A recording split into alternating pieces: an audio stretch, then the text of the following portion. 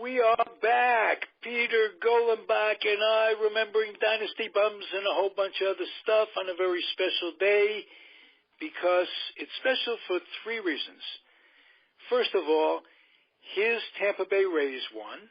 My New York Mets, right? My New York Mets won. Yay!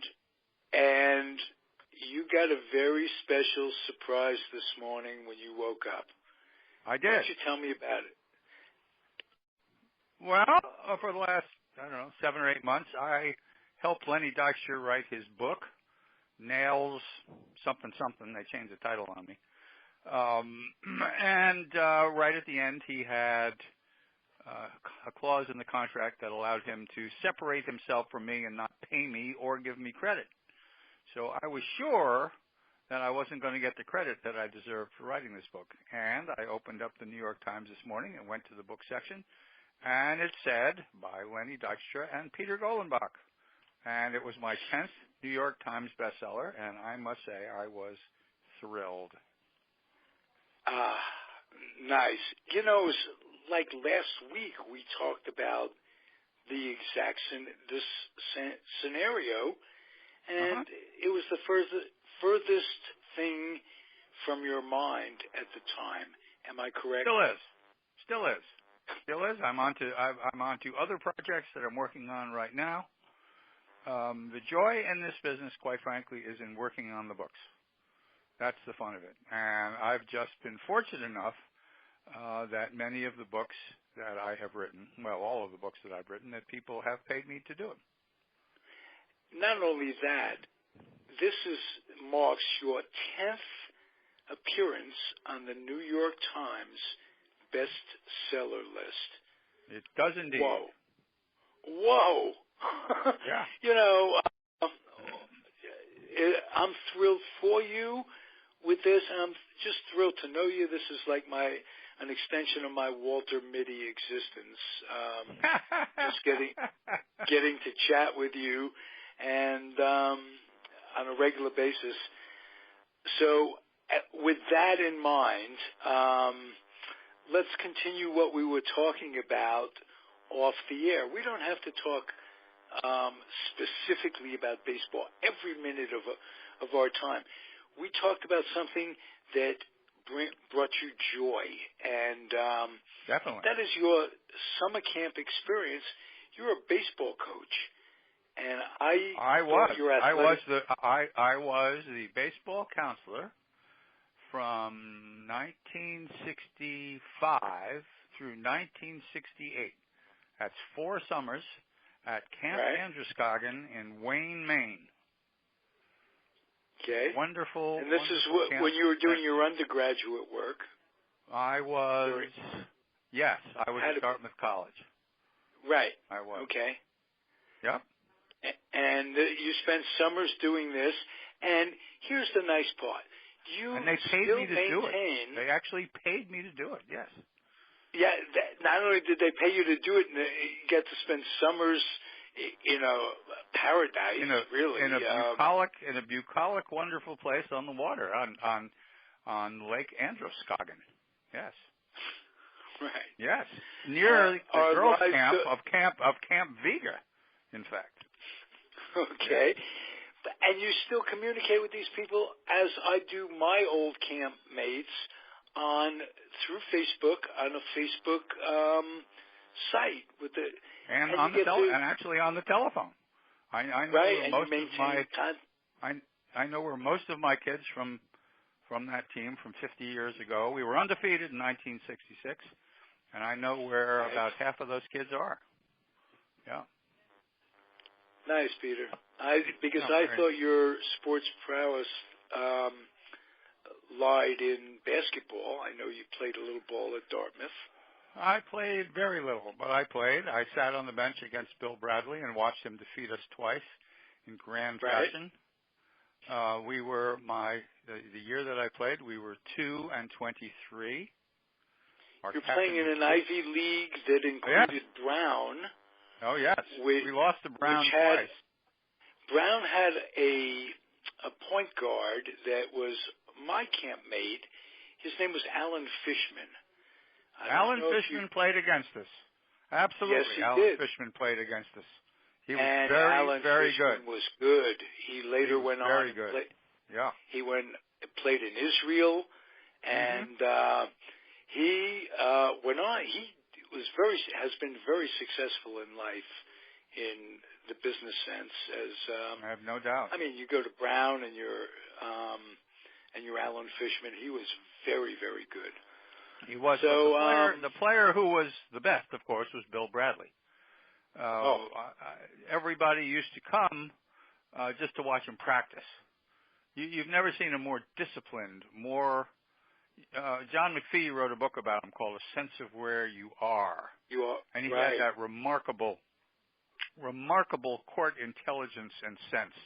He was an amazing, amazing basketball player. He beat us 106 to 46 and 93 to 33. Go back to the 64-65 season. You'll find those are the scores. Wow. He was just a remarkable basketball player. You know, and once they started using him properly in the pros at small forward instead of guard, that transcended. Those skills transcended. Well, he moved over to the Knicks. Yeah. Pardon me? He went to Oxford. He was a Rhodes Scholar. So he didn't go to the Knicks immediately. He had to sit out, I think, 2 years before he came to play for the Knicks. And I was at NYU Law School at the time when he came up to the Knicks, and I got to see Bill Bradley's very first NBA game playing for the Knicks against the Detroit Pistons. And he scored 12 points, and it was just thrilling to be able to see first him at Princeton and then see him playing for the Knicks. It was fantastic. And while I was at NYU and lived in New York for several years, I had the opportunity to watch the Knicks win the last championships that they won in 1970 and 1973. It was just great Willis years. Reed. Phil Jackson was a close friend of mine.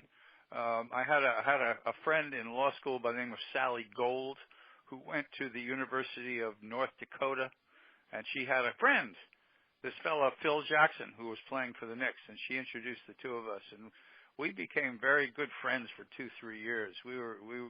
I went to a lot of Knicks games, and we went to a lot of, Phil and I went to dinner a lot together, and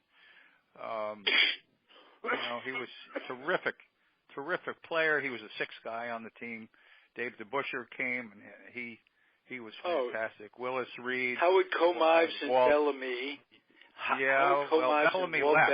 Bellamy left. Bellamy left. Right, they were traded for DeBuscher.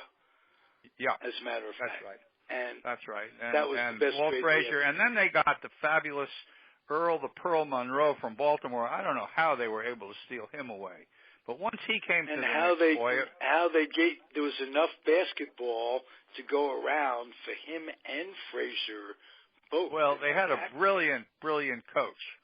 Wonderful coach, Red Holtzman, who, there were two great coaches at the time. He was one, and Red Auerbach was the other. Two Reds. And during this particular period, the Knicks, with Willis Reed leading them in the middle, won two fabulous championships. And it's been a long time since the Knicks have meant anything. And hopefully, with Phil Jackson back, running things for the Knicks, maybe they'll be decent again.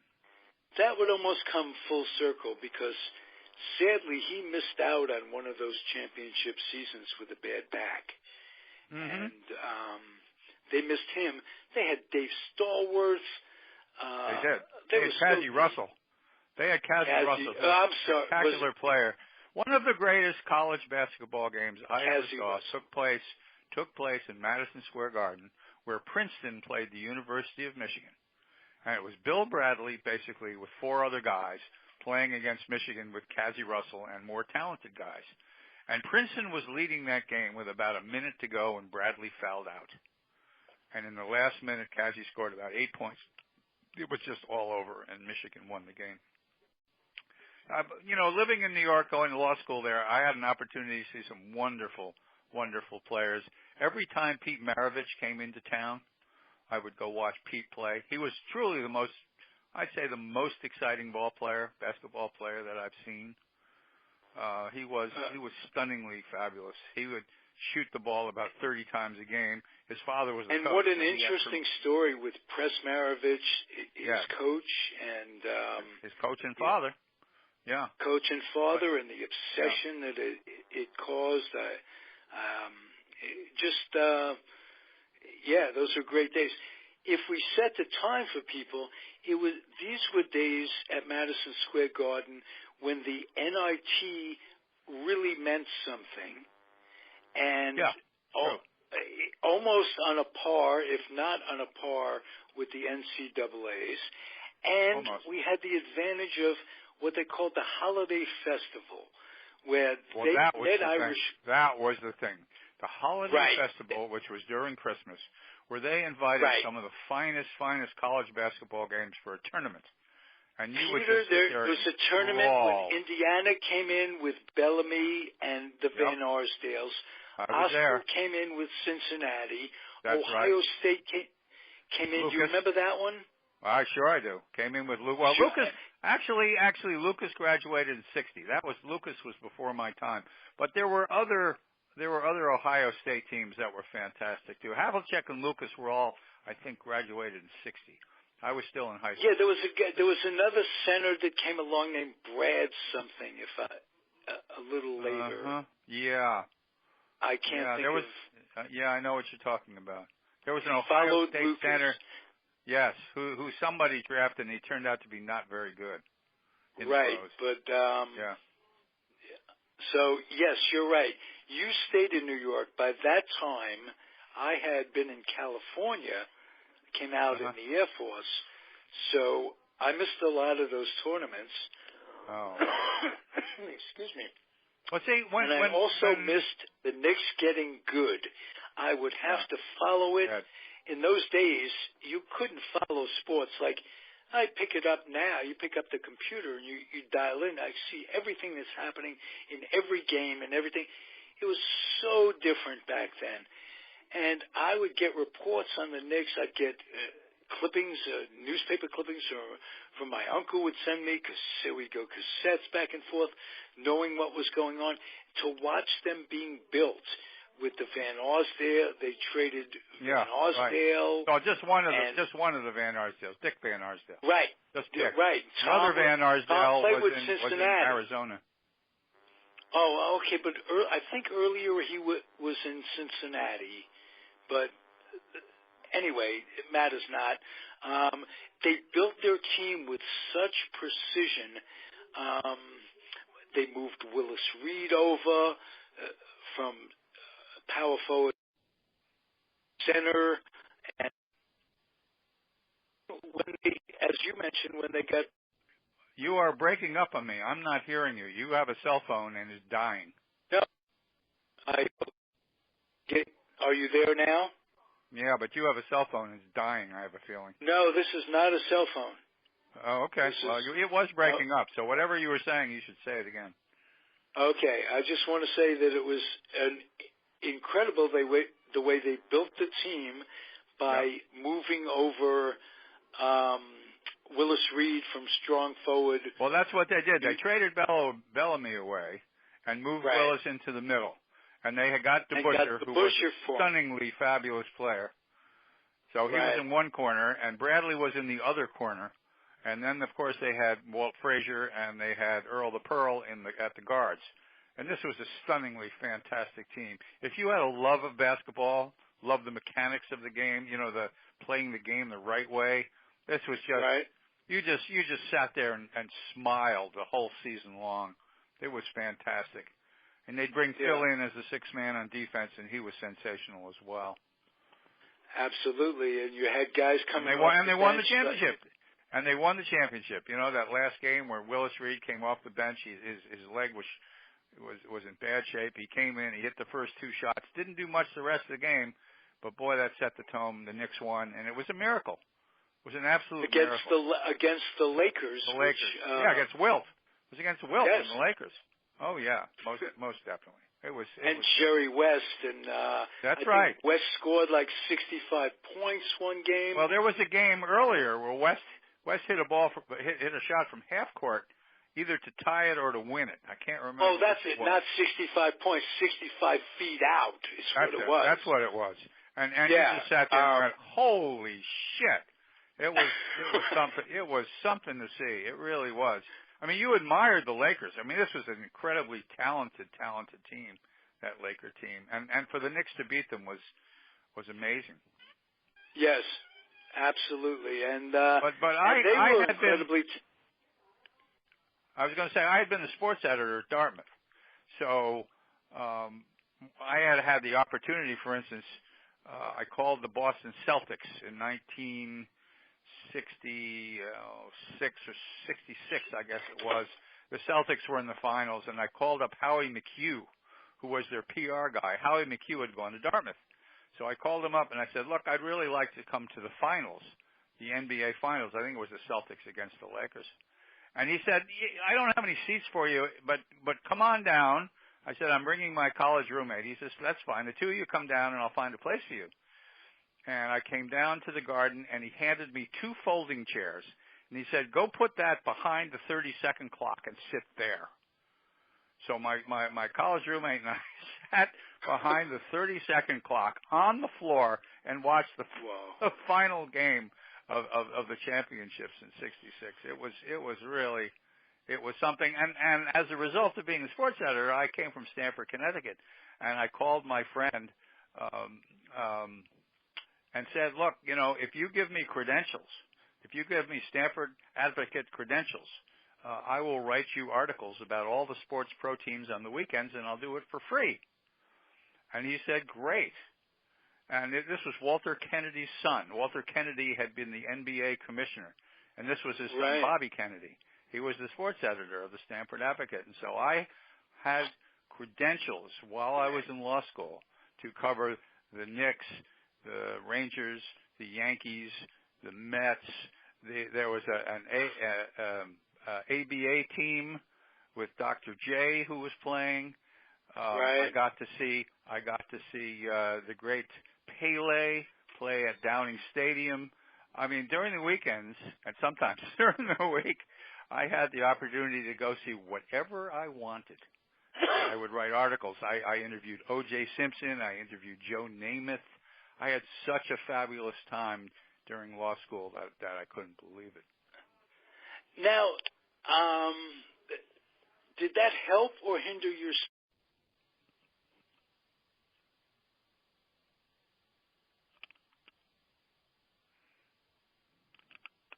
Hello? You didn't get? Are you hearing me? All I got from you was, did it help or hurt your? And that's the last thing I heard. Okay. Did it help or hurt your studies? Did it help or hurt your studies? It didn't help or hurt my studies. It didn't do anything. Law school was a ridiculously easy thing to do. Okay. Didn't know that. Well, the thing about law school is you either wanted to be on the law review, in which case you were going to be a big shot lawyer, or you didn't want to be on the law review, in which case you probably were going to end up doing something else. And very early I discovered that in law school, that the people who were very determined to be great lawyers, those are the people who were spending the time every day in the law library. I was not that guy. I went to law school primarily because my father had gone to law school and wanted me to go to law school, and secondarily because of the Vietnam War. It seemed to me that going to law school was a better alternative than the Vietnam War. If there hadn't been a Vietnam War, I suspect at Dartmouth they had offered me the assistant sports information's job when I was a senior. As I was about to graduate, Seaver Peters came and said, look, how would you like to be my assistant, the assistant sports information guy? And boy, if it hadn't been for Vietnam, I'd have taken it. And I'd still be in Hanover. I'd probably be in Hanover to this day. But I couldn't. And I had gotten into NYU Law School, and so I went to law school, and I went there instead. Very interesting.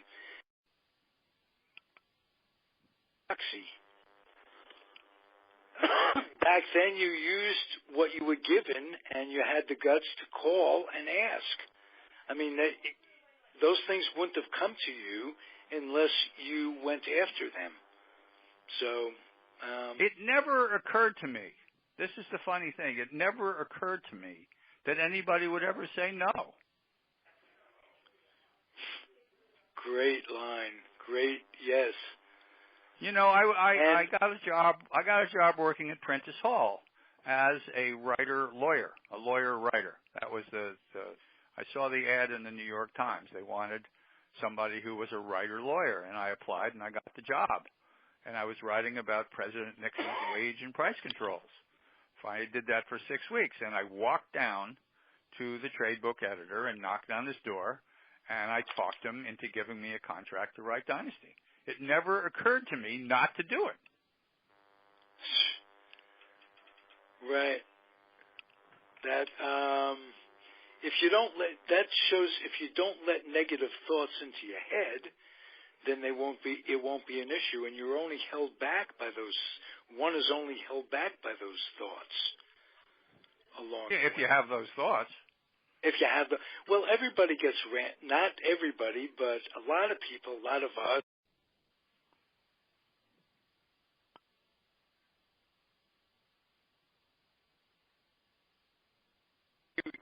Or I'm asking you, do you? The last thing I heard you say was a lot of people. And then you disappear. A lot of people have negative thoughts come into their heads. Do you? No, I don't. Oh, okay. Well, thoughts being random, one would think, at least with me, that they'll come in, and it's how you process them. You don't even have to worry about processing them. Well, people have often said I don't have a thought in my head. Yeah. Not many people think that, Peter Golenbock. On the Comfortably Zoned Radio Network, remembering Dynasty, Bums, and a lot more. Let me segue a little bit to the lot more. You wrote a book that I was curious about in picking up a topic in case our guest didn't show. Sure enough, our guest didn't show up. And the book is entitled, and it has nothing to do with sports, nothing to do with baseball. It's entitled, and not only did you write this book that had nothing to do with baseball, but from my understanding, you co-wrote the book. So yeah, well, my name's on the book. Your name is on the book. Yeah. And so, in other words, Jose Baez his name is on the book too. Well, he told the story. I wrote it. He told the story. Okay, gotcha. And it seems to be incredibly fascinating. It is incredibly fascinating. It is the trial of the decade. Besides O.J. After O.J., the Casey Anthony trial was the trial of the decade. There's no two ways about it. And everybody in the media was convinced that she did it. And that was, in fact, because her father was a policeman, and her father was really the person who was responsible for most of it. And rather than have himself go to jail, he decided it would be better to send his daughter to jail. And so he made every effort he could to try to put his daughter in jail, even though she had nothing to do with it. The whole thing just makes me furious, because again, you're talking about police taking responsibility for the things they do. And again, I love the police. The police are wonderful. 99.9 of them do a fantastic job. There's no two ways about it. But every once in a while, one of these guys comes along who does something where he ought to be punished. And Casey Anthony's father, actually he was a former policeman, was one of those people who should have been. Casey Anthony's father had been having sex with Casey Anthony since she was 8 years old.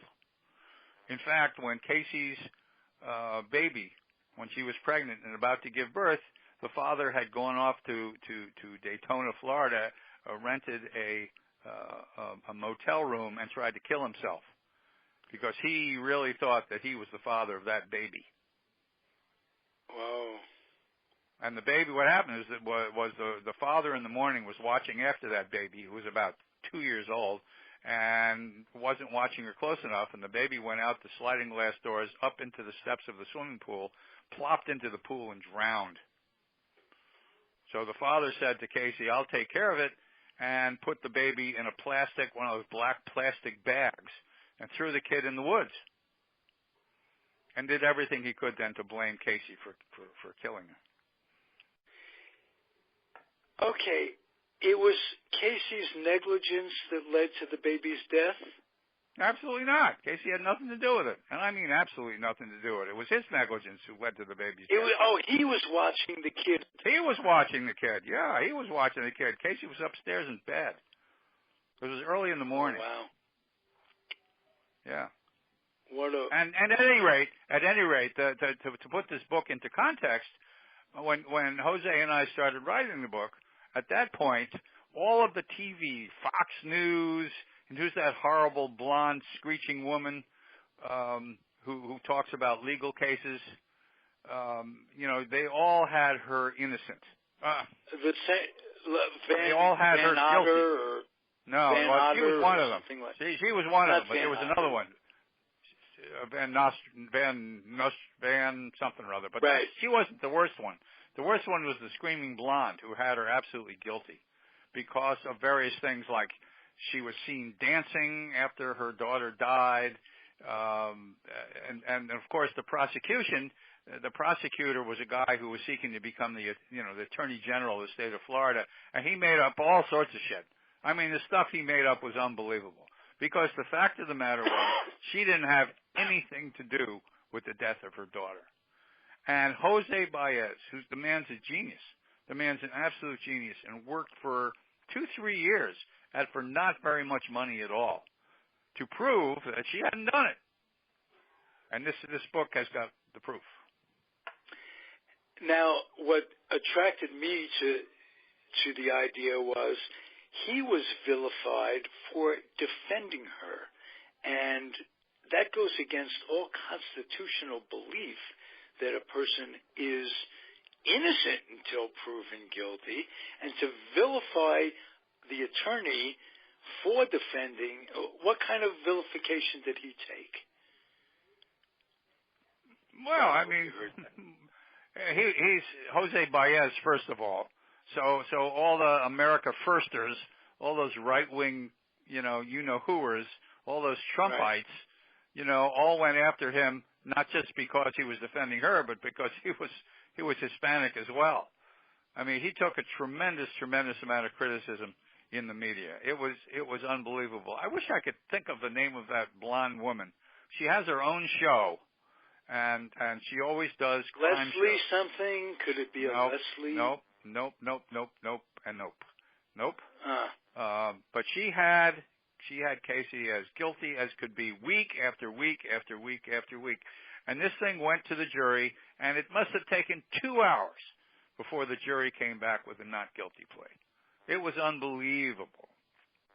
And what was interesting, they did a made-for-TV movie based on the prosecutor's book. And I watched this thing, and the funny thing was, they paid the prosecutor, but the fact of the matter was they used our book as the book that they used for that TV show. Really? Yep. Wow. Yep. That prosecutor got exactly what he deserved. Jeff something or other. And needless to say, he did not become Attorney General of the state. Needless to say, an even worse person became the Attorney General. Oh. An worse person. Somebody even worse. A guy named Rick Scott became our governor, who was to the right of Attila the Hun. And the woman who was our Attorney General is speaking at Donald Trump's inauguration on Thursday. It's unbelievable. It's just absolutely unbelievable. The worst people in the world are speaking at this thing, including her and our governor.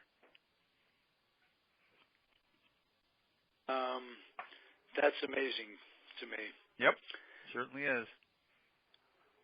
Okay, What did you come away with that, how that case changed the system at all? Well, I mean, it didn't. What you come away with is don't believe everything the prosecutor is trying to put out to the public. I mean, this guy tried the entire case in the media. You know, he would go in front of the TV cameras and strut around and throw out his bogus facts, which weren't facts at all. You know, there was garbage in the trunk of the car, and therefore the body was in the back, and therefore she had done it, and all sorts of misleading information that wasn't true at all. You know, just be aware that when you're listening to these trials on TV, that you don't get all the information, or that all the information the prosecutor is sending your way is actually fact. Interesting to me too that in England they don't do that. They don't try cases in the media beforehand. I don't know. Correct. They don't. They're forbidden by law to even discuss it. Yeah. And it would make for a more even playing field, let's put it that way, because you can get a prosecutor who determines the jury. I mean, how could you not influence future jurists with something like that? Well, I mean, just they did everything they could. They put that jury away. They made the jury so that they couldn't go home. They kept them prisoner during that trial. Right.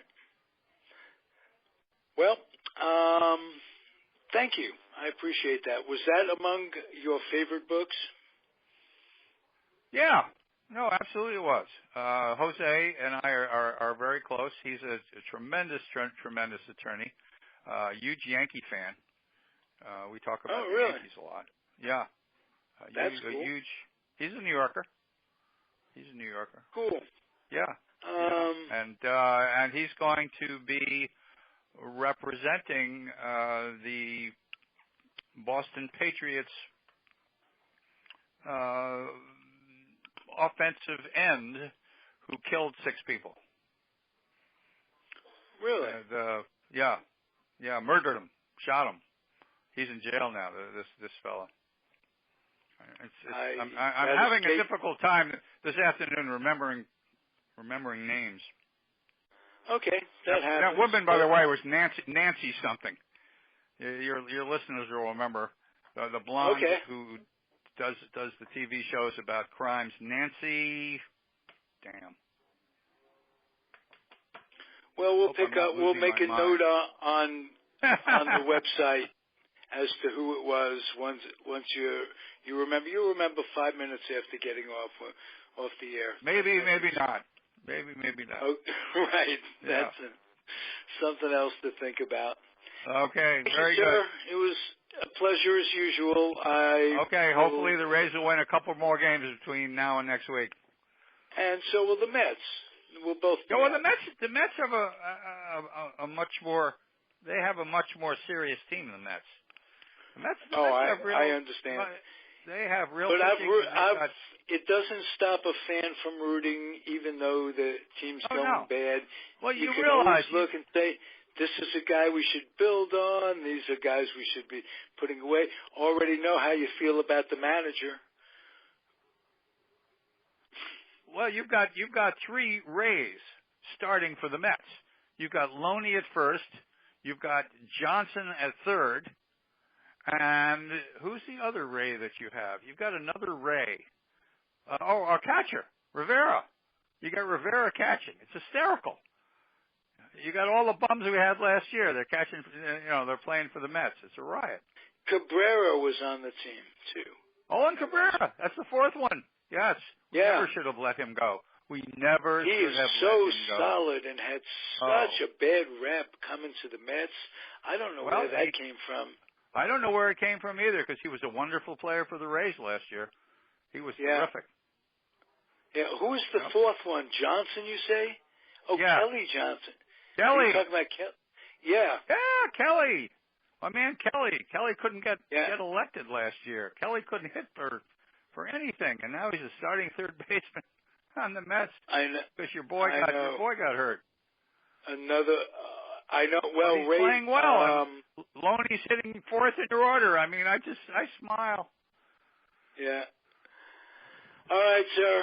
Thank you. All right, Rob. All right, my pleasure. We'll catch you next week. It's fun as usual. Very good. Bye-bye. Thank you. And for all of you out there, keep on keeping on. Have a great one.